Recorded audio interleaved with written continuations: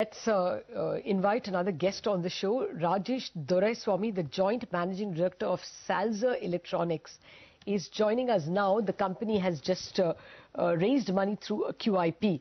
Mr. Doraiswamy, really, good afternoon and thanks for joining us. That's the first update we want. How much money have you raised through your QIP? And did you have any anchor investors in the QIP?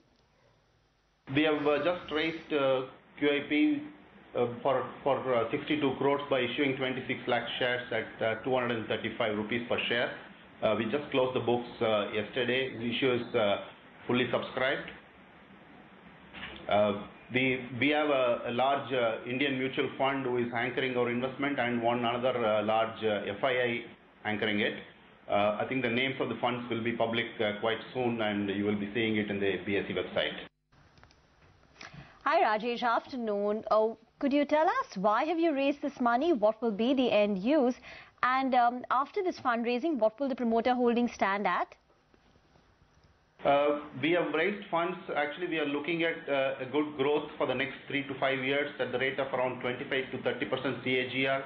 We are also working on various new projects. One of the projects we have already tied up with an Austrian company called Modern for naturally cooled three-phase transformers.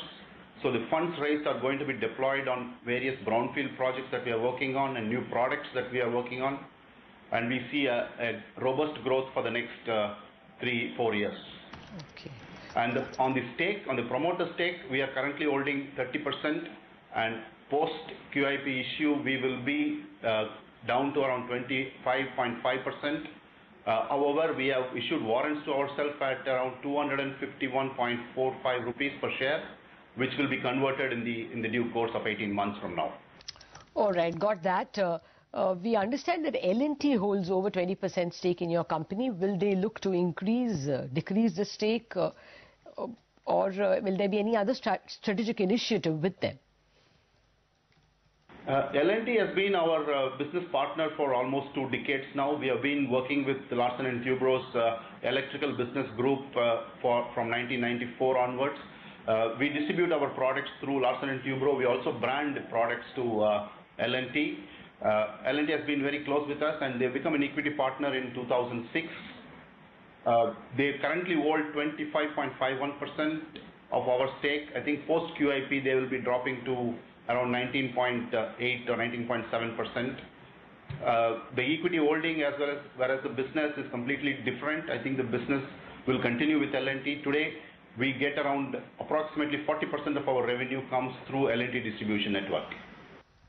Okay, coming to your business then, wires and cables contributes about 40% to the overall revenues, but margins there seem to be under pressure. So would you look to change your business mix going ahead? Yep, wire and cable, our business strategy in wire and cable is only branding. We brand majority of our business, more than 70% of our wire and cable business is branded for L&T, and the rest to various other brands within the country. We also do some automotive business. You are right, I think the wire and cable business gives a very low EBITDA margin, and it is dragging the overall blended EBITDA margins down. Going forward, we see very robust growth coming from our industrial switchgear businesses, which is higher EBITDA margin products. I think that growing that, and because of that revenue mix changing, we see at least a 100 basis point increase in our EBITDA margin in the next 3 years. Oh, really? Actually, EBITDA margins have been at a constant between 9 and 11%. Where can you see it rising to? In the last 4 years, if you see, I think the Indian market has not grown for us. Indian electrical industry has been actually degrowing in FY12, FY13. However, we have outbeaten the industry to some extent, and we have grown at a nominal pace of 5%. So that growth was not enough to actually increase the EBITDA. So our EBITDA has been flat.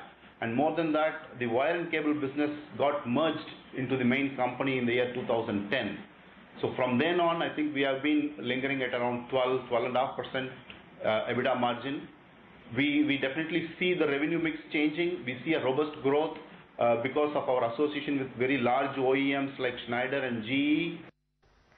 Okay, so coming to the growth that you were referring to, apart from industrial switchgear, which is the other segment where growth will come in? We did a technical licensing agreement with an Austrian company called Modern for naturally air-cooled three-phase transformers. That's one of the brownfield projects that we are going in right now. And the money raised through the QIP is going to be deployed in this project, as well as a couple of other projects that we are still in discussion. I think this is the business that is going to get us growth for the next 3 years, as well as our existing businesses, which is going at a very fast pace from this year onwards at around 25% per year. Oh, so can I assume that there will be a 25% plus growth in sales and profits?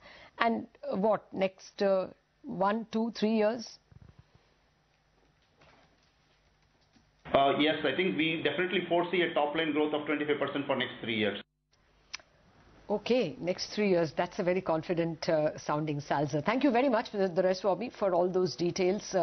Stock clearly excited after what Mr. Doraiswamy had to say. It was trading about 7% higher, but that extremely bullish forecast that or guidance that they will be able to earn 25% higher sales revenue and improve their margins as well from the 9 to 11% range has clearly excited the market. Now up 15%.